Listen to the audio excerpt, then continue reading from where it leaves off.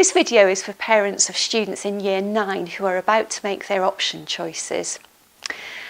Over the past few years, things have been pretty much the same in terms of options, but we're in a position at the moment where lots of things have changed at Key Stage 4. There are significant changes in GCSEs. The content of most subjects is now more challenging and will be assessed through end of 2-year examinations rather than by coursework. The government expectations are that students will undertake a more challenging academic curriculum. So in short, if you've had a son or daughter who's been through the system before or know other students who've done GCSE, this is a new world. Things have changed significantly, and therefore the information contained in this video and the Year 9 options booklet is important to take account of. GCSE grades themselves are changing. Whereas in the past we've had grades A star to G, we're now going to a system where students will be given numbered grades at 9 to 1. In the past, students would have got A and A star at the top end. They will now get grades 7 to 9. A student getting a C and a B would get a grade 4 and above. And so therefore, everything is changing in the system. Our Key Stage 4 curriculum is structured in 3 parts. We have the core of the curriculum, which all students follow, an options section, and then wider studies which wrap around those 2 elements. In the core of the curriculum are 7 or 8 GCSE subjects. The number changes depending on whether a student does double or triple science. So those subjects are at the core of the curriculum and are followed by all students.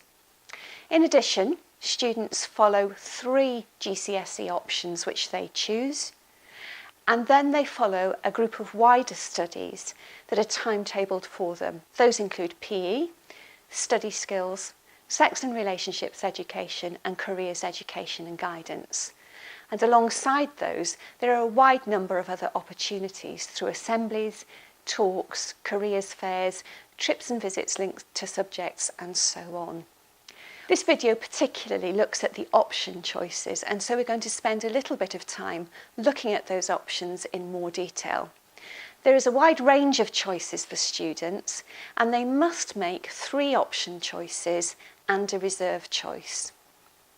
As part of those options, they must choose either history or geography. They can choose both, but they must choose one. There are some prohibited combinations because of the overlap of subject content. So a student can't choose food and one of the other DT subjects. Those subjects are product design, graphics and textiles. Also, they can't choose ICT and computing. You may ask why the options are arranged in that way and why students have to take geography or history.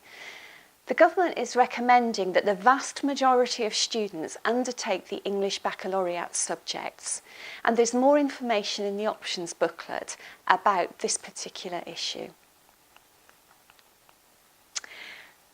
We like to give some advice on making choices to students, and we're going to start off with the negatives. We say to students, don't choose a subject because a friend or an older sibling has taken that subject before. As we've said already, things are changing dramatically in terms of subject content as well as the assessment, and so making a choice on that basis isn't actually a sound choice. We also say to students, don't choose a subject because you think you know the content, and don't discard one because you think you know the content. This really is a time of new beginnings. On the positive side, we do say to students, consider the information in the options booklet carefully. The options booklet has information on every subject, linked to the exam boards, so you can find out an awful lot of information very quickly. We also say to students to consider themselves, to be honest about their likes and their dislikes, their strengths and their weaknesses, to make good choices. We encourage them to ask lots of questions at the moment in subject lessons and also on the options evening. We ask students to make a reserve choice because some will have to follow it because of constraints on numbers in groups, and therefore it's important that that choice is well considered too. Making choices at this stage is highly unlikely to affect a student's future career.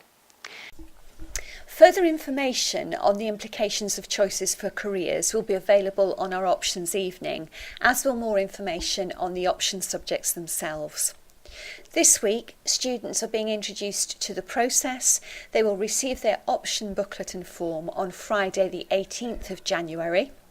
The options evening itself is next Thursday the 24th of January, and the final key date is Friday the 1st of February. All options forms must be handed in by that deadline. They can be handed in before, but by Friday the 1st of February at the very latest.